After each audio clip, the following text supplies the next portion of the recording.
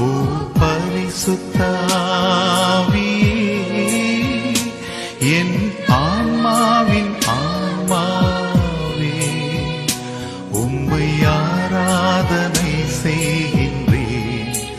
இறைவா ஆராதனை செய்கின்றேன்.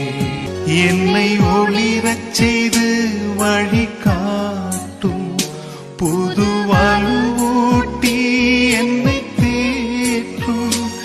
என் கடமை என்னவென்று காட்டும், அதை கருத்தாய் புரிந்திட